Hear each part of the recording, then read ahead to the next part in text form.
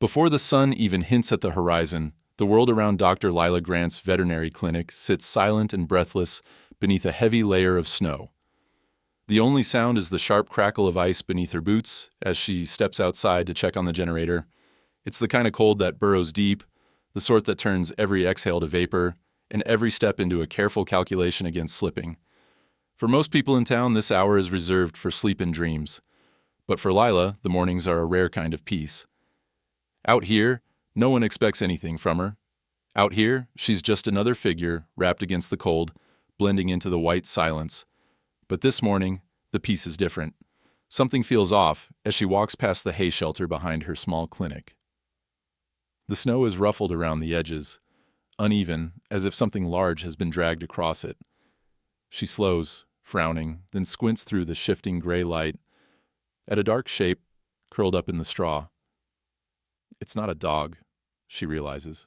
Too big, too still. The wind picks up, slicing through her layers, but she moves closer anyway, instinct already taking over. There, shivering and skeletal in the hay, is a black gelding. His coat is dull, patchy, marred by whip scars and old wounds that run deep and angry over his sides. One of his eyes is nearly swollen shut. Around his head, a halter, old, frayed, almost buried in the flesh of his jaw, tells a story all its own. The rope has bitten in so long it's left raw, infected grooves in his skin. No note, no clue. Nothing but the hollow quiet, the smell of fear and sweat, and the sad, hopeless slant of his head. Lila hasn't taken in a rescue in over 5 years, not since the last one, a mare named Clover, bled out in her arms after a week of fighting. Not since she promised herself she'd stop trying to play savior because the cost was always too high and the endings too cruel. But something in the horse's eyes, a haunted, silent intelligence, makes her pause. He doesn't bite when she gets close. Doesn't bolt, though he could. He just watches, dark eyes tracking her every move as if measuring her soul. He's been hurt by humans, she can see that. But he's not giving up. Not yet. The practical part of her brain kicks in. She drops to one knee in the straw, murmuring soft nonsense words as she reaches out. The gelding flinches, but stays. His breathing is ragged, frosted in the cold. Lila's hands are steady as she checks his pulse, feels for broken bones. Then pulls out her phone to call her technician, but she hesitates. What would she even say? There's a horse here, half dead, but I don't know why or how. In the end, she just sets the phone aside and starts working, moving on autopilot. Inside the clinic, she mixes fluids and painkillers, prepping a line to start rehydrating him. The heater struggles against the cold, making the place feel less like a hospital and more like a battlefront. When she slips the needle into his neck, he tenses but doesn't lash out. "Good boy," she whispers, voice low. "Just hang on. I've got you." She wonders if anyone's ever said that to him before. She can see the signs of abuse, the layers of neglect built up over months, maybe years. Malnutrition is etched into every bone, every sharp angle of his frame. The halter wound is ugly, but not the worst of it. Someone's beaten him again and again, judging by the scars. Crisscrossed welts on his flanks, old burns around his withers, a fresh welt across his muzzle. Lila's anger simmers beneath her calm exterior, but she won't let it distract her. Right now, he needs care, not outrage. As the sun finally drags itself over the horizon, she lugs blankets out to the shelter, tucking them around him. The snow outside is blinding, but in here, the gelding's eyes glimmer with a different kind of light, one that speaks of survival. She keeps her hands gentle, her movements slow. Eventually, he lowers his head to the straw, breathing a little easier as the painkillers start to work. She talks to him as she works, more to fill the silence than anything. "You've had a rough run, haven't you, buddy?" she murmurs. "I wonder what brought you here." He blinks once, a deliberate, almost human gesture, and she feels a rush of something she can't quite name. He hasn't given up on people. Not completely. Not yet. She steps back, studying him. "You need a name," she says aloud, almost challenging the cold room to object. "Can't keep calling you." "Hey, horse." She thinks for a moment, watching the way his coat, even filthy, seems to absorb the light, blacker than midnight, blacker than her old coffee pot, blacker than the sky just before dawn. "How about midnight?" she tries, testing the sound.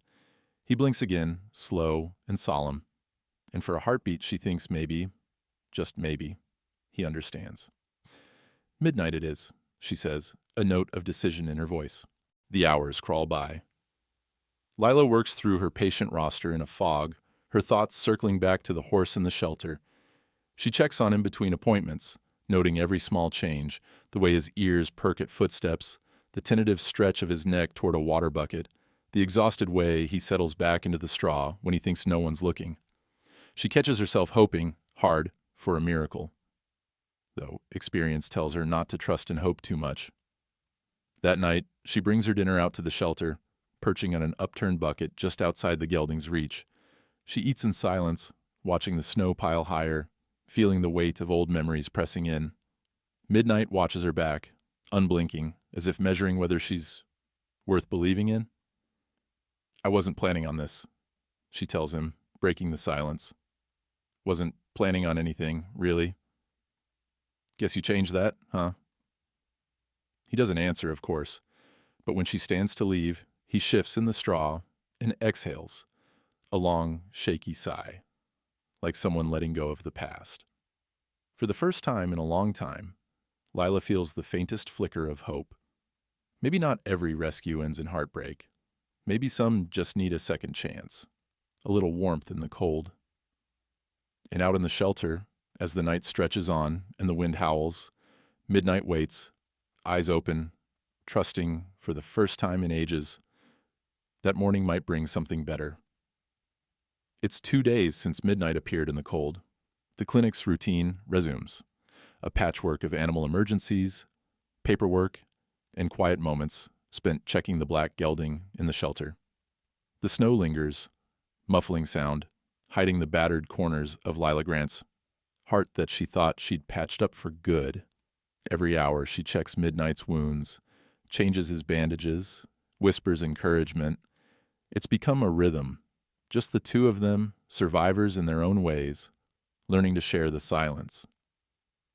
So, when Lila spots a figure, hovering at the far edge of her property that morning, her first instinct is worry. At this hour, visitors are rare, especially teenage ones, walking alone in the snow. The girl is thin, wrapped in an oversized hoodie and jeans that drag in the slush, shoulders hunched against the cold and the world. She stops, maybe 20 yards from the barn, and doesn't move. Just stands there, watching, not quite bold enough to approach, but too stubborn to turn back. Lila moves slowly, careful not to spook her. "Morning," she calls, voice gentle, like she's coaxing a scared foal.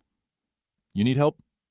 The girl says nothing for a long moment, eyes darting from the vet to the shelter, then back again. Finally, she shifts her weight and says, barely above a whisper, "I brought him here." The horse. A beat passes. Lila's heart trips over itself. The girl's fists clench tighter inside her sleeves like she's bracing for a punch. "My stepdad, he was going to send him to slaughter. Said there's no use in keeping a horse that can't win, can't work. Her voice cracks. "I didn't know what else to do." The weight of those words hangs heavy in the air, drifting between them. Lila studies the girl, seeing herself, years ago, in the way she stands, ready to bolt. "You did the right thing," Lila says, soft but firm. "Come on inside." You look half frozen. She doesn't ask any more questions, doesn't press for details. The girl's face is streaked with old tears, her jaw set like someone who's had to defend herself more than once. Inside the clinic, the warmth feels almost startling after the bitter air. Lila pours 2 mugs of coffee, sets one in front of the girl, and waits. She's learned over the years that silence can be its own kind of invitation. Sometimes, the hardest truths come out when nobody's demanding them. The girl wraps her hands around the mug, but doesn't drink. Her knuckles are scabbed, nails bitten to the quick. She stares at the steam like it might show her the future. Lila keeps her own mug, cradled in her hands, letting the quiet stretch She knows this part, how trust takes time, how you can't force someone to talk before they're ready. Minutes tick by. Finally, the girl says, "My name's Tessa." She doesn't offer a last name. I used to write him. Midnight. Before everything. Her words stumble out in fits and starts, halting, raw. He was my mom's, before she got sick. After she died, my stepdad, he hated horses. Hated me too, I guess. He stopped feeding Midnight, locked him up. Sometimes he'd... She trails off, and Lila doesn't need to ask what comes next. She's seen it in Midnight's scars. Tessa wipes her nose on her sleeve. I snuck him hay, water, whatever I could find, but it wasn't enough. I tried to tell someone. Nobody listened. Her voice is a hoarse whisper. I waited until he was gone for the night, led Midnight out the back gate. It took us 4 hours to get here. He could barely walk. I thought he'd die on the road. She lifts her chin, defiant now. I'm not sorry I did it. Lila's heart aches with recognition. She remembers being 15, running from a father who thought animals were only useful if they turned a profit. She knows the way guilt settles in your bones, the way it never quite leaves. You saved his life, Lila says, steady as bedrock. You did more than most adults would have. For a while, neither speaks. Outside, the wind rattles the gutters, but inside the clinic, there's only the low hum of the heater and the faint sounds of Midnight shifting in his stall. Tessa glances at the door, uncertainty flickering in her eyes. You're not going to call the cops, are you? Lila shakes her head. No, not yet, anyway. But I do want to help. She stands, grabs her phone, and dials a number she knows by heart. I'm going to reach out to someone I trust, a social worker. Her name's Irene. She's helped a lot of kids in tough spots. I'll tell her you're safe, but nothing else unless you want me to. Deal? Tessa nods, relief battling suspicion on her face. She takes a tentative sip of coffee, finally letting some warmth seep in. A little later, Lila leads Tessa to the shelter. Midnight's lying down, eyes half closed, but when he hears Tessa's voice, a single, soft, "Hey, buddy," he lifts his head. His ears twitch, nostrils flaring.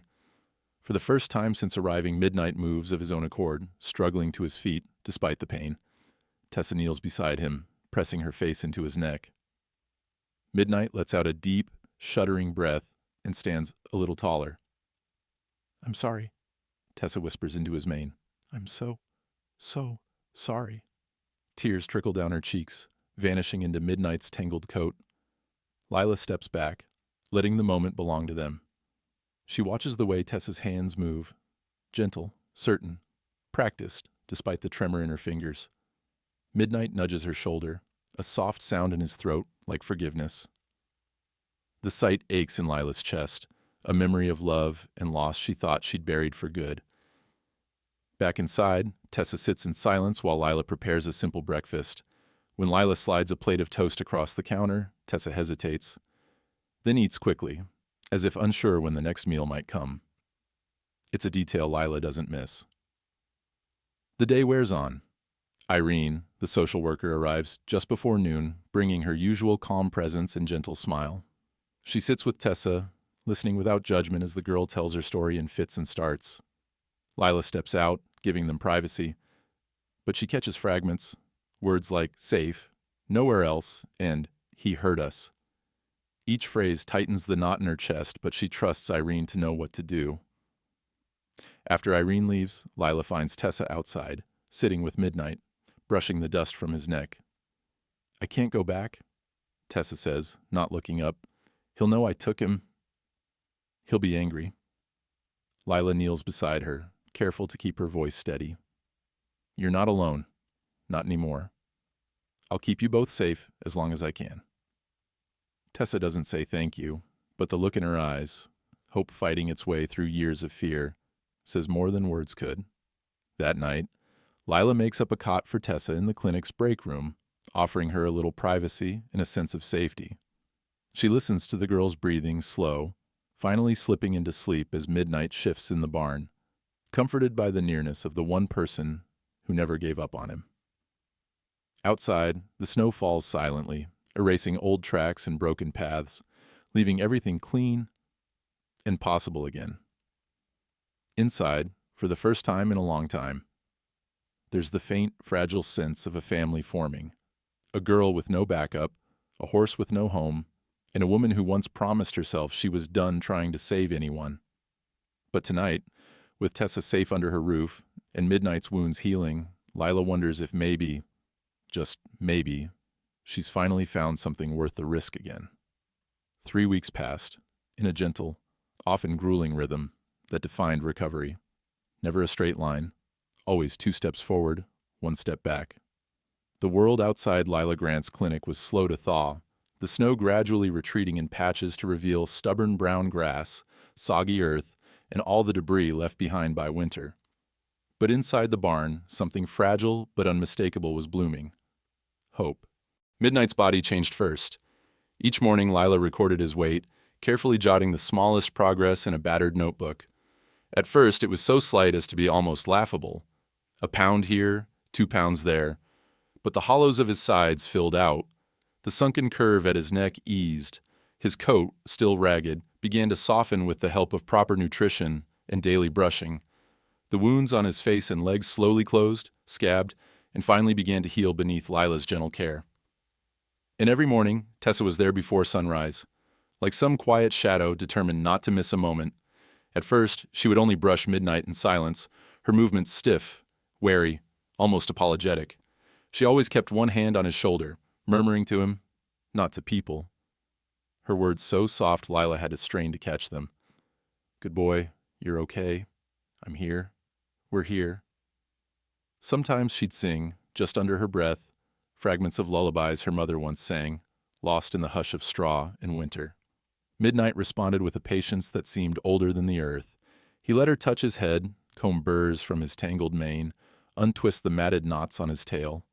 Some days he trembled at sudden noises, like the metallic clang of a dropped bucket or the slamming of a truck door, but never. When Tessa was close, her voice, her scent, the simple warmth of her presence was an anchor. The two of them flinched at thunder, at angry voices on the radio, even at the sound of Lila's phone ringing unexpectedly. They both stayed up during storms, Midnight pacing the length of his stall, Tessa perched on the other side of the door, keeping vigil. Lila watched it all, careful to intervene only when necessary. She became a silent witness to the transformation, a bond that grew hesitant but fierce, 2 souls scarred in different ways, finding comfort in each other's survival. Sometimes, Lila would stand in the doorway, mug of coffee warming her hands, and marvel at the unlikely family they had become. She caught herself rooting for them both, wanting them to find peace. The world of the clinic, usually so busy and loud, changed as well. The staff tiptoed around Tessa at first, unsure of what to say or how much to ask, but Lila made it clear. Tessa was part of the routine now. She was responsible too, feeding, watering, and cleaning stalls, even learning to help with wound care under Lila's watchful eye. There was a dignity in the way Tessa approached her work, quiet but determined. No task was beneath her, and she never asked for praise. But sometimes, when she thought no one was looking, Lila caught the faintest smile flicker across her face, especially when Midnight nickered softly, recognizing her footsteps before anyone else's. It was Tessa, more than anyone, who saw Midnight's progress first. One afternoon, as late sunlight spilled gold over the pasture, she called Lila out to watch. "He follows me now," she whispered, almost afraid to break the spell. And it was true. When Tessa stepped into the corral, Midnight would lift his head, sniff the air, and, ignoring the fresh hay or the open gate, walk straight toward her. Sometimes he'd stop, just out of reach, and huff, as if to ask for permission. But more often, he would rest his head gently against her arm, breathing her in. Lila felt something stir in her chest, a mixture of awe, pride, and the faintest pang of envy. She remembered when Clover, her last rescue, had finally chosen her, and she knew what it meant for a horse like Midnight to trust again. Of course, there were setbacks. Some days, Midnight's old injuries flared up, and he would limp or stand listlessly, refusing to eat. Once, when a thunderstorm rolled in suddenly, he panicked and kicked a stall wall hard enough to bruise his leg. Tessa stayed up all night that time, reading aloud to him from an old paperback, her voice a trembling thread until the storm passed, and both of them drifted into uneasy sleep. Lila found them at dawn. Tessa slumped on a hay bale, Midnight's head in her lap, the world outside scrubbed clean by rain. But it wasn't just Midnight who was healing. Tessa, too, began to change. The brittle edge in her voice softened. She started sleeping longer, the dark circles under her eyes fading little by little. For the first time in months, maybe years, she felt safe enough to dream. Sometimes she'd wake in the clinic's break room, convinced she'd heard her stepdad's angry shouts, only to find it was just the sound of wind through the pines. Each morning, though, she'd rise before the sun, drawn back to Midnight like a compass finding true north. As winter loosened its grip, the pair ventured further. Lila taught Tessa how to mix supplements into Midnight's feed, how to check for early signs of infection, how to judge the health of a hoof just by the sound it made on the barn floor. Tessa absorbed every lesson, her curiosity blooming in the safety of structure, and while her words to others were still few, she began leaving notes for Lila, lists of supplies needed, questions about medical terms, even sketches of new stall layouts for the barn. One night, during a particularly loud storm, Lila found herself alone in the tack room, folding towels while listening to Midnight's soft, restless movements. She heard Tessa's footsteps, light and certain, followed by the girl's steady voice, coaxing the horse back to calm. There was a moment, a long, fragile silence, before Midnight's hooves stopped shuffling and he snorted, relaxing. Lila closed her eyes, overwhelmed by relief and gratitude. It wasn't a miracle. It wasn't fast. But inch by inch, the world was opening up again for all of them. By the third week, even the neighbors began to notice. People passing by slowed their cars to watch the girl and her black horse moving together in the morning mist. Some waved, hesitant, unsure if their welcome would be returned. And though Tessa rarely waved back, her face was changing, a quiet pride replacing the fear that once held her hostage. On the last Sunday of the month, Lila caught Tessa asleep in the straw beside Midnight's stall, an open book on her chest and a faint smile curving her lips. Midnight stood watch, his body blocking the wind, his eyes on the door, as if daring the world to try and break what they were building together. It was then that Lila finally let herself believe, not just in second chances, but in the possibility that even the most broken among us could find their way home, one small step at a time. The thaw came late that year. Ice melted from the eaves, and the fields turned from white to gray, and then, finally, to the dull, muddy green of early spring. The whole town seemed to stretch and shake itself awake, but inside Lila's barn, life moved at its own careful pace. By now, Tessa and Midnight were inseparable. The gelding had grown stronger. The bones along his ribs had softened under muscle and new layers of glossy black hair. He moved with a slow, measured grace, no longer the raw, wounded animal who'd crawled into Lila's shelter. Tessa had changed too.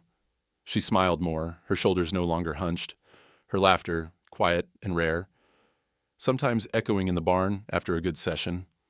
Still, there were shadows that lingered. A jump at a slammed door, a tension in her jaw when someone new came too close.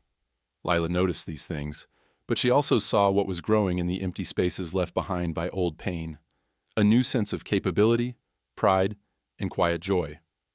She wanted to nurture that, not just for Tessa, but for Midnight too. So she began to introduce the kind of groundwork therapy that had helped other rescues, a series of exercises built not on domination, but on trust and body language. She explained to Tessa how horses understood subtle cues, how communication started with a breath, a hand, a shift of weight. Tessa absorbed it all, moving with a gentle certainty that Midnight seemed to recognize. Lila started them on simple liberty work. No ropes, no reins, just Tessa in the center of the round pen, Midnight circling her, their focus locked on each other. It wasn't easy. At first, Midnight's old fear flared up, and he would bolt, muscles bunching under his glossy coat, nostrils wide. But Tessa never raised her voice or chased him. She learned to wait, to breathe, to soften her body and invite him back. Sometimes it took minutes, sometimes an hour. But Midnight always returned, drawn by something deep and unspoken. One afternoon, as storm clouds piled up in the distance, Lila showed Tessa how to move with intent, how a small gesture, a look, could mean the difference between panic and calm. "It's like dancing," Lila said, demonstrating with a slow pivot. "You lead, but you listen too, and if you stumble, that's okay. Broken doesn't mean done." Tessa practiced until sweat beaded on her brow, until her arms ached. At the end of the session, Midnight stood beside her, pressed so close his shoulder brushed hers. Lila, watching from the gate, felt a lump in her throat. This wasn't about perfection, it was about the healing that came from trying again and again.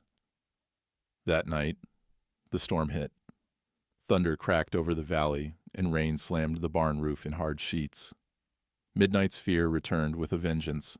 He paced, snorting, eyes wide, hooves clattering on the stall floor.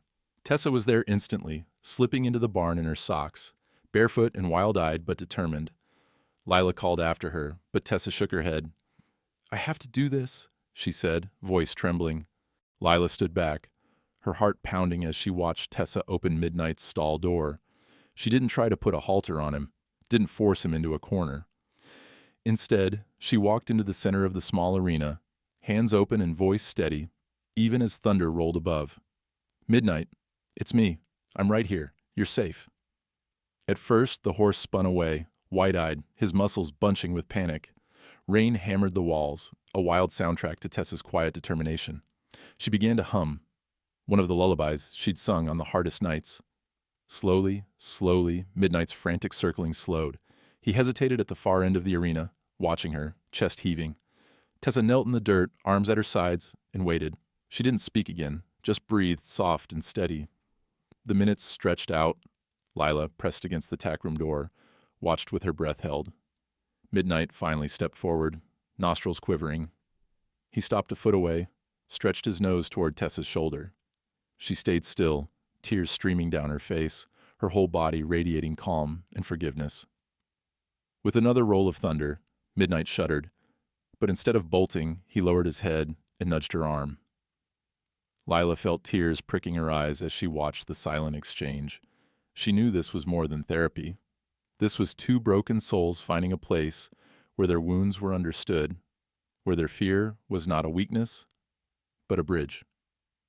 The storm lasted most of the night, but Tessa never left Midnight's side.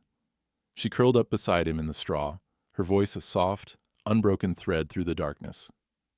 By morning, the storm was gone, and so was some of the old terror in Midnight's eyes. In the days that followed, Midnight's confidence grew. He started to respond to Tessa's cues more quickly, picking up the rhythm of her steps, stopping and turning at her gesture. He still preferred liberty work, freedom over control. He flinched at ropes, at any sudden pressure on his neck. But with Tessa, he moved with a lightness that was almost joyful. Sometimes they would run together in the pen, two silhouettes against the early spring sky, girl and horse, both learning they were not defined by the scars they carried. Lila documented everything, her journal filling with observations. March 20th. Midnight followed Tessa at Liberty for a full circuit, no hesitation. Tessa laughed, first time I've heard her really laugh. She wrote it down, knowing these small victories were monumental. Broken doesn't mean done, she reminded herself. Sometimes, broken means beginning again. There were setbacks. Once, a loud truck backfired nearby, and Midnight bolted, nearly knocking Tessa over in his rush for the gate. Lila rushed out, panic tight in her chest, but Tessa just picked herself up, dusted off, and called softly until Midnight returned, trembling but safe. She stroked his neck, whispered, "It's okay, boy. We both get scared." Lila realized then that Tessa had grown into her own kind of strength, not the unbreakable kind, but the kind that knows how to heal, to get up after falling. Midnight mirrored her, becoming steadier with each passing day. One evening, as the sun dipped low and gold across the fields, Lila found herself standing at the edge of the arena, watching Tessa, and Midnight move in unison. No rope between them, no reins, just trust. For a moment, everything felt whole. Lila wiped her eyes, unseen in the tack room's shadow, quietly grateful to have witnessed this much light. She thought of the promise she'd made to herself years ago, to stop rescuing, to protect her own heart.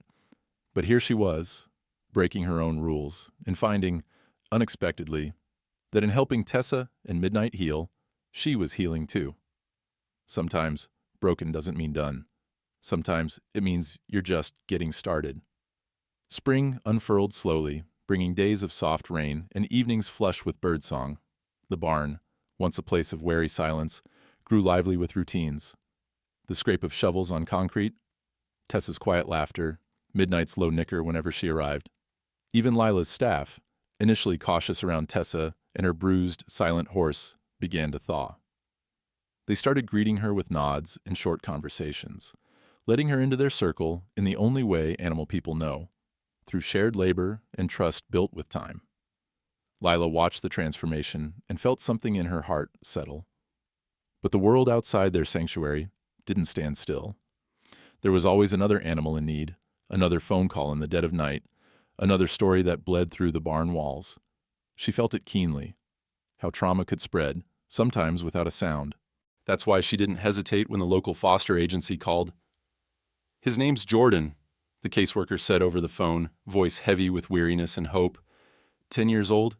He hasn't spoken a word since the accident last fall. The foster home's just down the road from you, and the family thought, well, maybe the horses could help. Lila's first instinct was to protect Tessa. Her progress was so new, so fragile. But something in the caseworker's voice, that edge of desperation, tugged at her. She'd seen too many kids slip through the cracks, lost to a system that couldn't always hold them. She agreed to try. The morning Jordan arrived, the air was thick with the scent of wet earth. Tessa stood in the barn doorway, arms crossed, watching as a small gray sedan pulled up. A woman stepped out, Jordan's foster mom, polite and nervous. The boy followed, silent and stiff, clutching a worn-out jacket in one hand. He was small for his age, with dark, watchful eyes and hair that hung into his face. Lila met them with her usual warmth, but Jordan shrank from her touch, hiding behind his foster mom's legs. "It's okay, sweetheart," the woman murmured, brushing his hair back. "You don't have to say anything." Jordan's eyes flicked from the barn to Tessa and then to the corral, where Midnight grazed under the early sun. Lila kept the introduction simple. She explained the rules of the barn, introduced Tessa as one of our helpers, and led them to the fence. Jordan watched Midnight intently, his body rigid with fear or anticipation. It was hard to tell. Midnight, for his part, lifted his head and snorted. He took a few steps toward the fence, ears forward, posture calm. Lila had seen horses become skittish around new people, but Midnight, perhaps sensing something in the boy, approached slowly, stopping just short of arm's reach. Tessa took a step forward, speaking quietly. "He won't hurt you," she said to Jordan, her voice softer than Lila had ever heard. "He used to be scared too. You can just watch if you want." Jordan said nothing, but his grip on the fence tightened. For a long minute, no one spoke. Then, in a motion so slow it was almost imperceptible, Jordan extended his free hand. Midnight, patient as the earth, leaned in and sniffed his palm. The contact was electric. A hush fell over the barnyard. Jordan's lips parted, but no sound came out. The moment passed, but something had shifted. Jordan didn't speak, but he didn't run either. Tessa and Lila gave him space, letting him move at his own pace. The foster mom watched with tears in her eyes, mouthing "thank you" to Lila over Jordan's head. Days went by, each one bringing new, small victories. Jordan began visiting the barn 3 times a week, always accompanied by his foster mom. He never spoke, but he started helping with chores, brushing the horses, filling water buckets, gathering eggs from the hen house. He seemed most comfortable when Midnight was nearby. Sometimes he'd just sit by the corral and watch the black gelding graze, hands clenched in his lap, gaze distant. Tessa watched him too, recognizing the shape of his silence. One afternoon, as Lila finished paperwork in her office, she heard the faint sound of voices, one young and halting, the other steady and soft. She found Tessa and Jordan in the pasture, both brushing Midnight's coat. Tessa spoke to Midnight, explaining what she was doing, her tone calm and matter-of-fact. Jordan listened, eyes intent, hands mimicking Tessa's movements. It became their routine. Tessa, once so afraid of letting anyone in, found herself opening up to Jordan, not through big speeches, but through action. She showed him how to hold the brush, how to stand so Midnight wouldn't spook, how to recognize the signs when the horse was anxious. Jordan never spoke, but he learned quickly. There was a stillness to him, a deep patience that Midnight seemed to sense. The three of them, horse and two kids, became their own little circle of trust. One overcast morning, everything changed. Tessa and Jordan were in the round pen with Midnight, practicing liberty work. Lila watched from the fence, her heart in her throat. She saw the way Jordan hesitated every time Midnight moved closer, the way Tessa gently encouraged him to keep going. Suddenly, a car backfired on the road nearby, the noise sharp and sudden. Midnight shied, trotting away from the kids, head high. Jordan stiffened, his breath coming faster. Tessa caught his eye. "It's okay," she whispered. "He just got scared." Jordan didn't move at first. Then, slowly, he walked toward the center of the pen. Midnight circled him, nostrils flaring. Tessa stood at the edge, watching, her body tense. And then, in a voice barely above a whisper, Jordan said, "Don't run." The words hung in the air, impossibly gentle. Midnight stopped, ears pricked, watching the boy. Tessa's eyes widened. It was the first thing Jordan had said since the accident. Midnight approached him, slow and careful, lowering his head until his muzzle touched Jordan's outstretched hand. The world seemed to hold its breath. Lila felt tears prick her eyes as she watched the boy's shoulders relax, the fear draining from his face. Tessa moved beside him, grinning through her own shock. For Jordan, the breakthrough was monumental. The foster mom, called out by Lila, wept openly at the sight. Tessa realized in that moment that Midnight wasn't just her savior, he was someone else's too. The silent, broken horse was reaching hearts she could never have touched on her own. That night, Tessa found herself replaying the day's events over and over, her chest aching with a mix of pride and hope. She sat in the barn with Midnight, brushing him in the twilight. "You did good today," she whispered. "You helped him. You really did." Midnight shifted closer, his breath warm against her cheek. Tessa closed her eyes, letting herself believe, just for tonight, that healing was possible. That maybe, just maybe, broken things could mend not just themselves, but each other. And outside, the barn lights glowed like a beacon against the darkness, promising sanctuary to any lost soul willing to step inside. Spring at the edge of town was a fleeting, muddy promise. Patches of grass poked through the old snow, the world was raw and full of possibility, and laughter sometimes drifted out of Lila Grant's barn for the first time in years. Even neighbors began to notice. Cars slowed on the gravel road, curious about the growing flock of children and horses out by the weathered old vet clinic. Something had changed, and not just for Tessa and Midnight. It began quietly, almost accidentally, with the arrival of Jordan. Word spread through the social worker's grapevine about the silent boy who spoke to a horse, and the girl who'd rescued both herself and the animal nobody else believed in. One morning, Lila opened the barn to find a woman waiting, a nervous 6-year-old clutching her hand, and a school counselor hovering behind. The boy was scared of everything: people, dogs, loud noises. Lila didn't hesitate. She invited them in, introduced the boy to Tessa and Midnight, and watched as, by some quiet magic, the horse lowered his head, let the child run his trembling hands down his nose, and simply stood, patient and still. That was the seed. The next week, another child came. Then 2 more. A therapist reached out about a girl struggling with panic attacks. A local principal called asking if her anxious, angry students could spend an hour each week in the barn. It was more than Lila had ever planned for. At first, she felt overwhelmed. She was just a vet, not a therapist or a teacher, but as the circle of children widened, she saw something healing and beautiful happening right in her own backyard. Lila started what she called circle barn sessions. Every Saturday, she set aside her clinic work and invited children, some in foster care, some struggling with trauma, a few just in need of a safe space, to gather at the barn. She paired them with horses, letting Midnight be the gentle anchor for the most anxious or withdrawn. Sessions were unstructured at first, brushing, feeding, walking horses in the round pen. But even with such simple acts, Lila noticed the profound power of presence and gentle routine. Midnight, once the ghost of a horse, became the heart of it all. He had a way of standing near each child without crowding, sensing fear or excitement, lowering his head to let tiny hands pet him. Even the children who wouldn't speak to adults would sometimes whisper into his mane.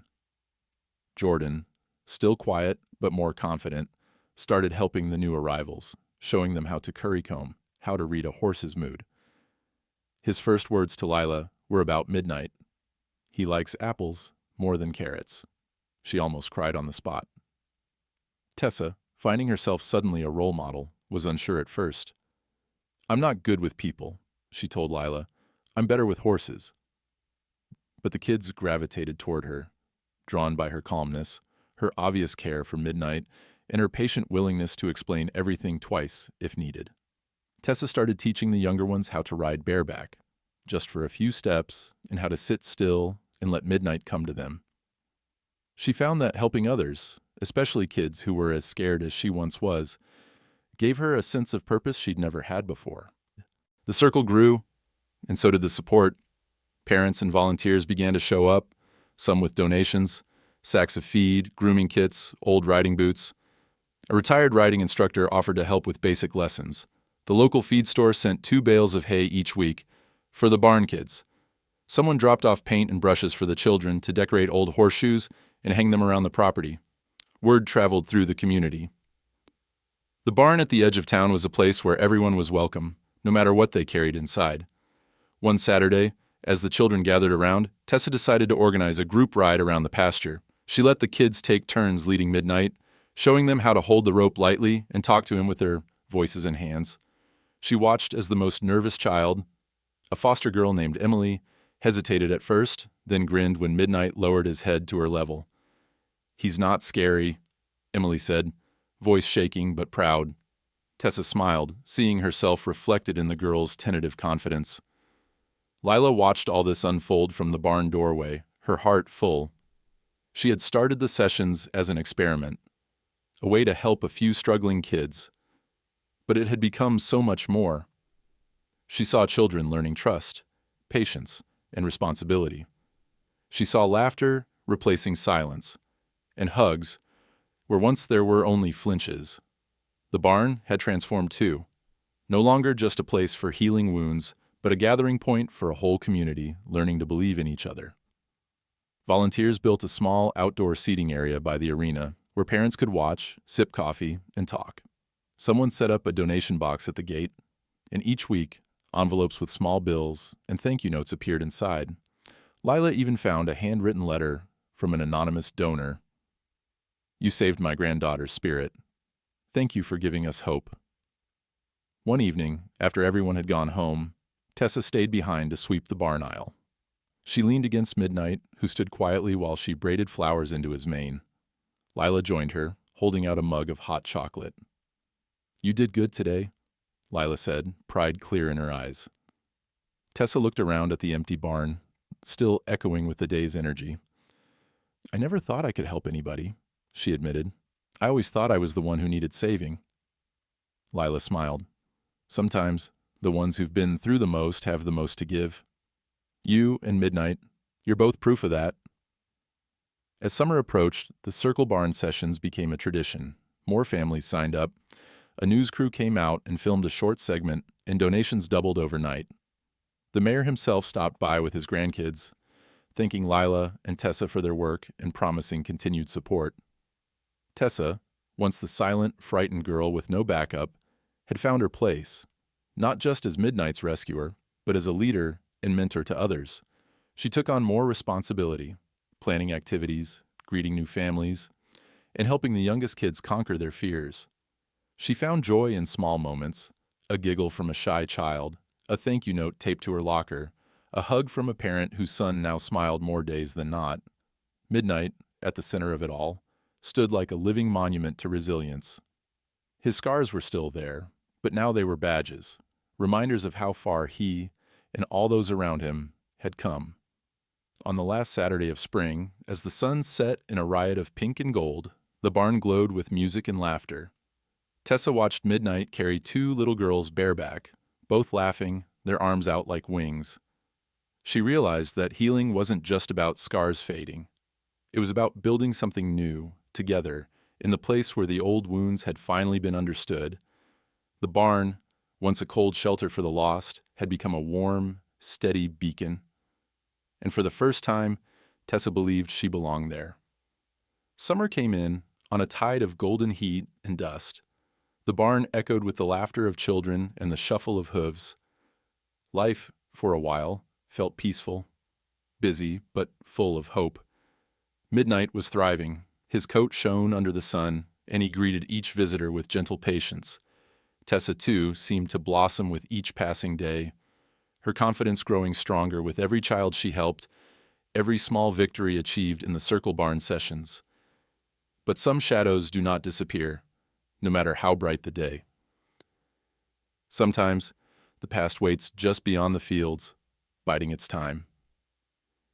It was late afternoon when the sheriff's cruiser pulled up the gravel drive, its tires crunching the stones. Lila was in the main barn, mending a gate latch with Tessa at her side. The sight of the familiar white and blue vehicle made her heart tighten, a reflex honed by too many years of bad news.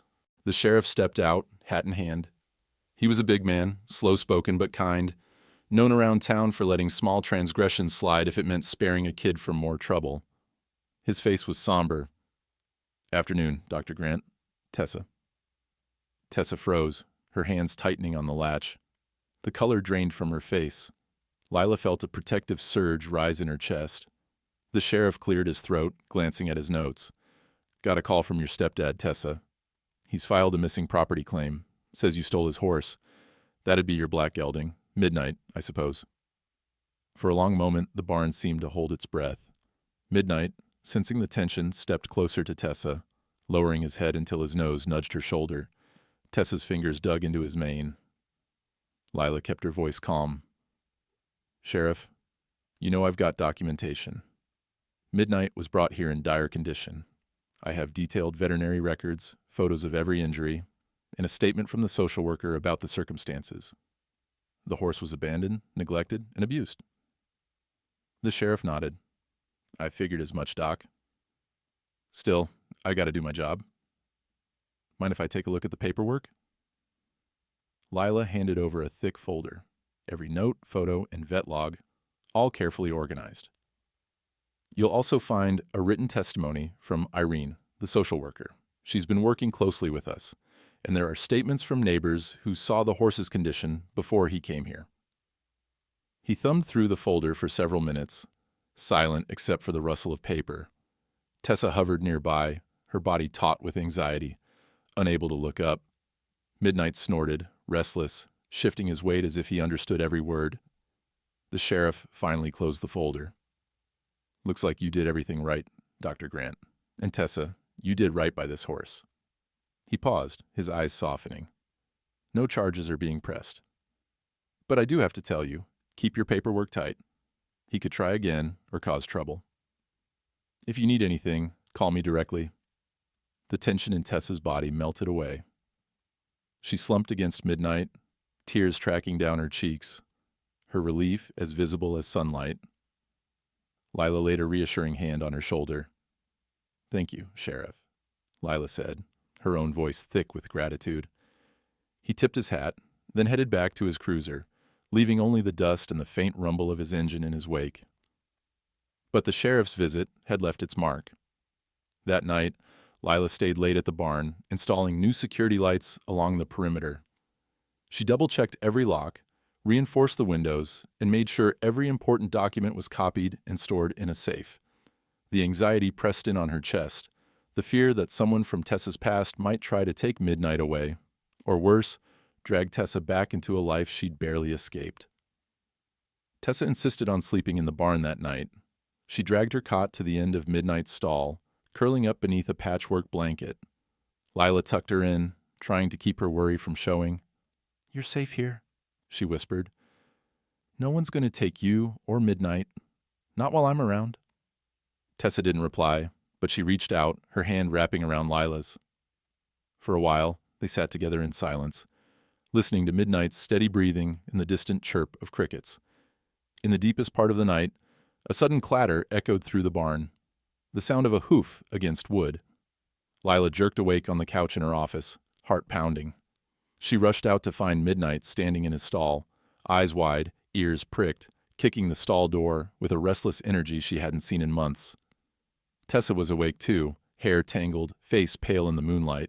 She slipped into the stall with Midnight, stroking his neck, murmuring quiet words. Midnight relaxed under her touch, but kept glancing at the door, his body still tense. "He knows something's different," Tessa whispered. "He's scared the past is coming back."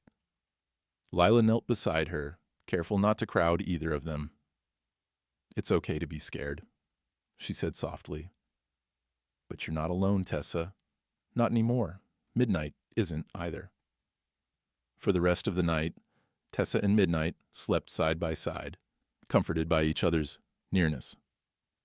Lila kept watch, determined that no harm would come to her found family. The next morning, the new security lights gleamed along the barn, a silent promise of protection. Lila found Tessa feeding Midnight, a new steadiness in her step. Later, as children filtered in for the Circle Barn session, Lila quietly shared the news with the volunteers and older kids. "We've had a scare," she told them, "so everyone needs to be extra careful. No strangers near the pasture. If you see anything suspicious, come get me right away." The community responded as one. Parents offered to drive by after dark and check the road. Volunteers promised to help keep an eye on the barn. Even the local riding club sent a group text. "Let us know if you need backup. We've got your back." That afternoon, Tessa stood with Midnight at the edge of the paddock, watching the world go by.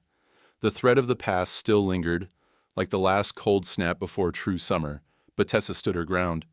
She stroked Midnight's muzzle, whispering, "We're not going anywhere. Not now, not ever." And as the sun dipped behind the trees, the barn glowed with new light, security lamps shining against the dusk, a silent, steady beacon of hope and defiance.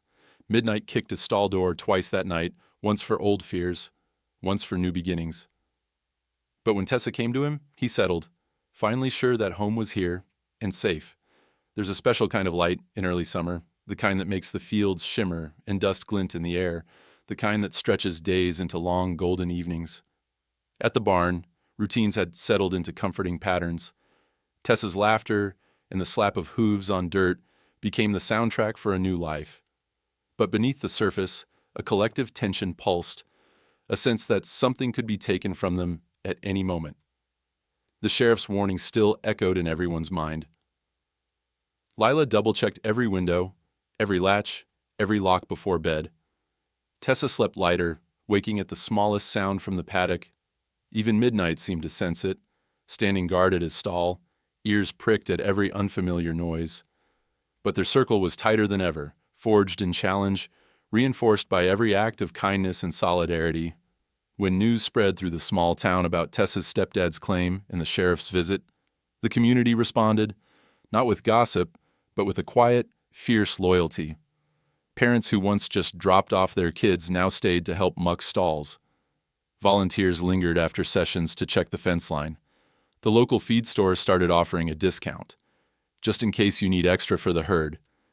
Each gesture, small as it was, built a wall of support around the barn, stronger than anything Lila or Tessa could have built alone. But the biggest show of unity came from the riders, old friends of Lila, former students, horse lovers from all corners of the county. At first, it started as an idea in the Circle Barn's parent group chat. What if we organized something public? Something to show support. By week's end, the plan was set. On a breezy Saturday, just as the first fireflies winked through the dusk, The Barn family and dozens of local riders gathered on Main Street. There were banners, hand-painted by the kids, spelling out "broken worthless" and "every rescue deserves respect." Riders wore T-shirts emblazoned with Midnight's silhouette. Lila stood near the front, her usual calm replaced by a trembling pride. Tessa was terrified at first. She'd never been in a parade, let alone one organized in her honor. The thought of facing a crowd, neighbors, strangers, maybe even her stepdad, made her stomach knot with anxiety. But Lila squeezed her hand. "You're not alone," she said. "None of us are." They led the horses down Main Street in a silent parade, hooves muffled against the old brick road.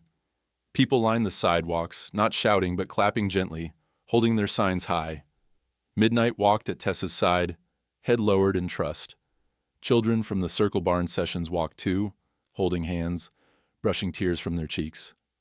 Some of the more experienced riders rode their own rescues, each horse with a story of hardship and second chances. The mayor joined near the courthouse, his grandkids on either side. "We're proud of you," he said, his voice carrying over the hush. "This is the kind of community we want, one that takes care of its own." As the parade wound past the old feed store and the bakery, Tessa saw faces she recognized. Her old school counselor, the librarian who'd let her read in the back room, her mother's friend who'd brought soup when she was sick. Each smile, each nod, chipped away at the fear that had haunted her since the sheriff's visit. She was not alone. She had people. Near the end of the route, as the sun slipped behind the grain silos, Tessa spotted a figure standing apart. A burly man in a faded ball cap, arms crossed, eyes hidden behind mirrored sunglasses. Her breath caught. Her stepdad. For a heartbeat, it felt like the world stopped spinning. Midnight seemed to sense her panic, stopping and nuzzling her arm. Lila moved to her side, silent and steady. The crowd grew quiet, watching the standoff, but the man didn't move. He didn't call out. He just watched as the parade rolled past, his jaw set and eyes narrowed. A few riders stepped closer, their bodies forming a protective shield around Tessa and Midnight. He turned away, walking down a side street, melting into the crowd. No confrontation, no shouting, just a quiet retreat, as if he understood, finally, that Tessa was beyond his reach now, supported by something bigger and stronger than fear. At the parade's end, people gathered in the courthouse green for lemonade and music. Children climbed the steps to pet Midnight and the other horses. Lila spoke briefly to the crowd, thanking everyone for their support. "This barn is more than just a shelter for animals," she said, her voice carrying across the lawn. "It's a home for anyone who's ever needed a safe place, a fresh start. We couldn't do this without all of you." The mayor presented Tessa with a ribbon, blue and gold, reading "Community Courage." Tessa blushed, tears welling up. She looked at Lila, who nodded with pride, and then at Midnight, who nuzzled her pocket for a treat. Later, as the crowd thinned, Tessa lingered by Midnight's side, her heart racing with relief and exhaustion. Lila found her there, arms wrapped around the horse's neck. "You did it," Lila said softly. "You stood your ground. And you weren't alone." "I was so scared," Tessa admitted, voice shaking, "but I didn't want to run." "You don't have to run anymore," Lila assured her. "This is your home, and no one's going to take that away." That night, back at the barn, the energy was different. The children who'd marched in the parade hugged each other and made plans for the next Circle Barn session. Volunteers gathered in the tack room, drinking coffee, sharing stories of their own struggles and victories. Lila sat at her desk, quietly filing away the paperwork from the sheriff, feeling, for the first time in months, a sense of peace. Midnight stood in his stall, watching the night. When Tessa came to say goodnight, he pressed his head to her chest, breathing deep and steady. She stroked his mane, whispering thanks. Outside, the new security lights cast their steady glow across the yard. Tessa looked up at them, remembering the darkness she'd run from. The barn, the horses, the community. They were her light now. Her stepdad never came back. There was no court battle, no more threats, just the quiet certainty that she was safe truly safe, at last.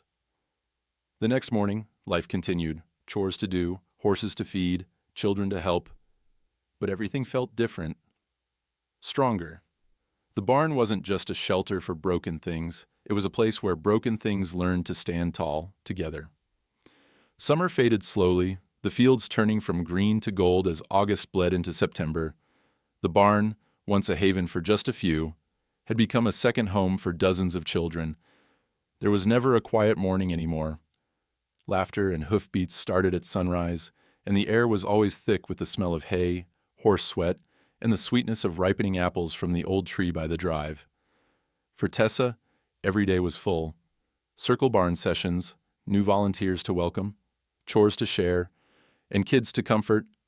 Yet there were moments, often in the evenings, after the last wheelbarrow was parked and the sun was dipping behind the pasture, when Tessa slipped away to the tack room, seeking a familiar kind of quiet. She'd sit in the low lamplight, running her fingers over Midnight's old halter, the frayed leather and faded brass rings a tangible reminder of all that had changed. The halter had once been a symbol of suffering, a cruel loop that cut into Midnight's flesh, tethering him to pain and fear.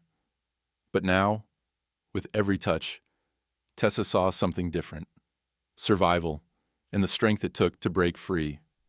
She kept the halter on a hook by her locker, unable to throw it away, but no longer haunted by it. Sometimes, when kids asked about it, she'd explain how important it was to let go of the things that hurt us, how reminders of the past could become tools for healing if we chose to see them differently. The other volunteers noticed, and soon the tack room filled with other relics: a cracked horseshoe from an anxious pony, a ribbon from a show horse that had never won a prize, a painting done by a little boy who'd spoken his first words to Midnight. One bright Monday in September, everything shifted again. The social worker, Irene, arrived with a new foster girl, 12 years old, dark hair in messy braids, arms crossed, eyes flat with suspicion. Her name was Riley. She didn't speak as Irene made introductions, just stared at the ground and scuffed her shoe in the dirt. Lila greeted her with the same warmth she offered every child, explaining the barn rules, showing her where to find water and snacks. But Riley stayed silent, shrinking from any hand that reached her way. Tessa watched from a distance, remembering her own first days, how heavy the silence felt, how hope seemed too fragile to trust. When the time came for the morning session, Tessa invited Riley to watch, letting her choose her own space by the fence. The other kids tried to include her, offering a brush, a carrot, a seat in the shade, but Riley refused, lips pressed tight. Later that day, Tessa found her in the tack room, staring at the old halter hanging on its hook. "That was Midnight's," Tessa said quietly, not wanting to startle her. "He wore it for a long time, back when things were really bad for him. It hurt him, but he's okay now. We keep it to remember how far he's come." Riley glanced at Tessa, then back at the halter. "Why don't you just throw it out?" she mumbled, her voice so low Tessa almost missed it. "Because it means something different now," Tessa said. She took the halter off the hook, holding it out in her hands. "I used to think I'd never let go of what happened, but Midnight helped me see that it's not about forgetting. It's about giving the past a new purpose." Riley shrugged, turning away. "Doesn't work like that for everyone." "No, it doesn't," Tessa agreed, her voice soft. "But maybe it can start with something small." The next morning, Riley stood in the shadow of the barn, watching as Tessa and the other kids led Midnight out for a walk. She edged closer, her body tense, but didn't run when Tessa waved her over. Instead, she stood just out of reach, arms folded tight, eyes darting from Midnight to Tessa and back again. Tessa smiled. "He doesn't bite," she said. "He's just curious about new people." After a long pause, Riley took a tentative step forward. Midnight, patient as always, lowered his head until his nose was at her shoulder height. Riley flinched at first, but Tessa was ready. She held out the old halter, the leather cool and solid in her hands. "Here," Tessa said, offering it to Riley. "He doesn't need this anymore. Maybe it'll help you, just to hold on to it for a while." Sometimes it helps to have something real, even if it's heavy. Riley hesitated, but eventually reached out. Her fingers brushed the leather, tracing the deep grooves and worn spots. She didn't speak, but the act itself was an answer. Tessa let the silence stretch, honoring it. That afternoon, the rest of the barn seemed to take its cue from Riley's tentative courage. The children gave her space, but not isolation, inviting her into games and chores without pressure. Lila offered gentle guidance, letting Riley find her own rhythm. Midnight, sensing her wariness, didn't press closer than she allowed, but as dusk painted the sky lavender and gold, Riley surprised everyone by stepping into the paddock with the halter slung over her arm. She stood a few feet from Midnight, unsure. Tessa watched from the fence, saying nothing, willing herself not to interfere. The other children grew quiet, sensing the importance of the moment. Midnight turned, moving slowly, every muscle relaxed, his head low. He extended his nose, pausing just before touching Riley's outstretched hand. For a second, nothing happened. Then Riley, breath held, let her fingers rest on his velvet nose. A cheer went up from the kids, but Tessa caught Lila's eye and shook her head, signaling for quiet. This was Riley's victory, fragile and precious. Midnight stood perfectly still, as if he knew how much it cost her to trust, even for a heartbeat.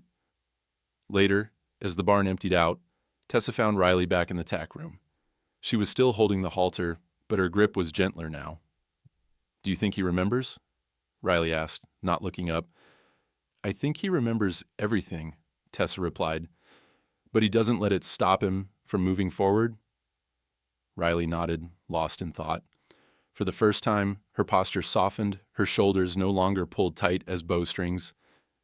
That night, Tessa hung a new ribbon beside the old halter, a simple strip of blue cloth, no awards or titles, just a marker of courage passed from one survivor to another. The barn glowed in the gathering dark, a place of stories, scars, and slow, hard-won hope. And as Riley drifted off to sleep in her bunk, the halter beside her, Tessa and Midnight watched over her, a promise that no one had to carry the weight of the past alone. If this story found you at the right moment, like and subscribe, because some stars go dark until someone helps them shine again. A year passed, and the world kept turning, frost to thaw, mud to green, and then to gold beneath the old apple tree. At the edge of town, the barn hummed with laughter, the gentle rhythm of brushes on coats, and the low, grounding thud of hooves in the dirt. The shelter Lila once ran alone was now a gathering place, alive with stories of hope and change, a haven built not just on second chances, but on the unshakable belief that broken things could glow even brighter for having been mended. On the anniversary of Midnight's arrival, the barn was quieter than usual. It wasn't a holiday, but the air carried an unspoken weight. The memory of that first morning, when a desperate girl and a dying horse had staggered into the cold, both searching for refuge and finding it, somehow, in each other. Now there was no sign of the thin, hollow-eyed Tessa who had crept across the snow, nor the skeletal horse she'd led through the dawn. Instead, there was strength, there was joy. Tessa stood in the paddock, taller, steadier, her hair pulled back in a loose braid. Midnight stood beside her, his coat glossy and his eyes calm, scarred but proud. They were leading today's therapy session together, a tradition now, one that made Tessa's chest ache with gratitude every time she realized it was real. Children and parents gathered at the fence, many of them old faces, a few brand new.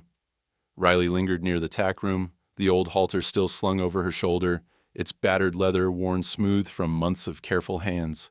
Jordan, a little taller and braver, was helping a young boy adjust his helmet. The air was warm, pulsing with life.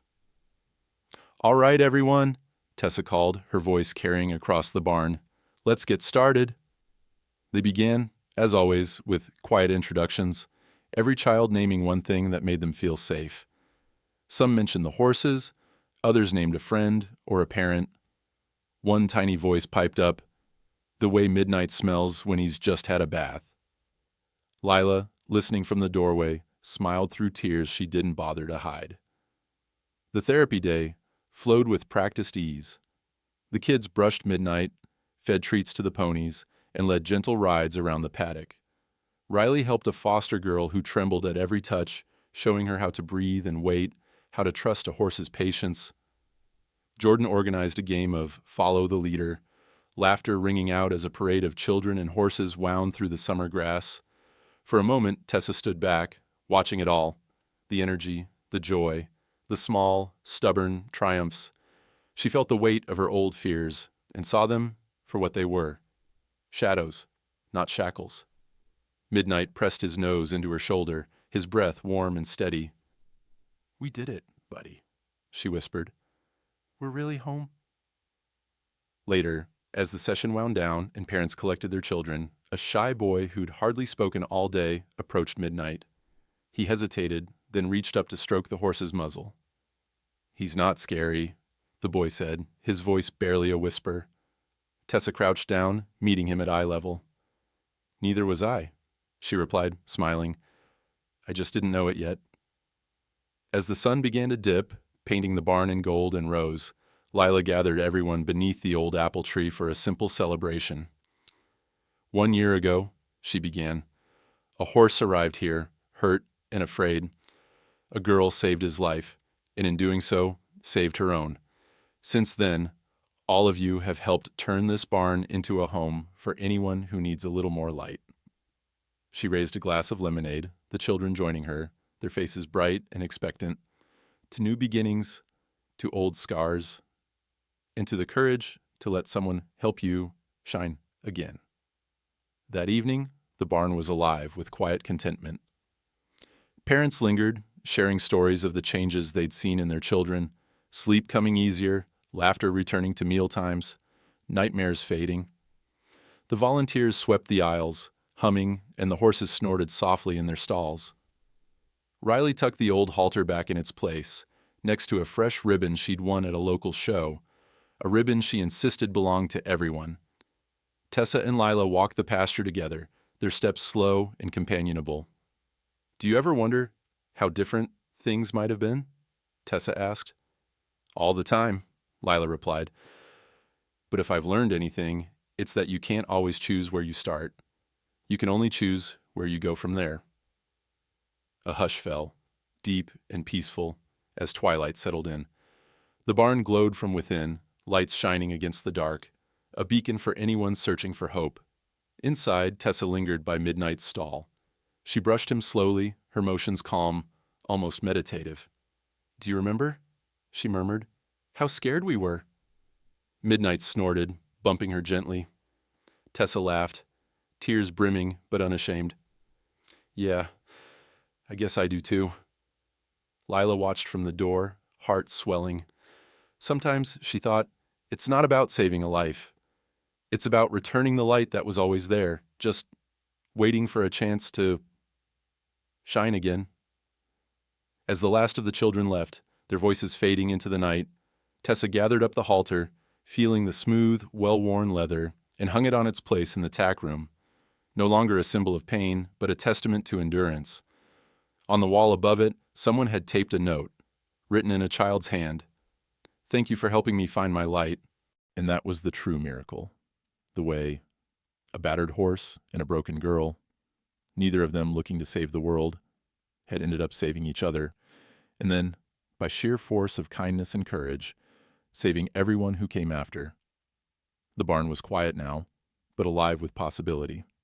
Outside, the first stars blinked into existence, scattered and small.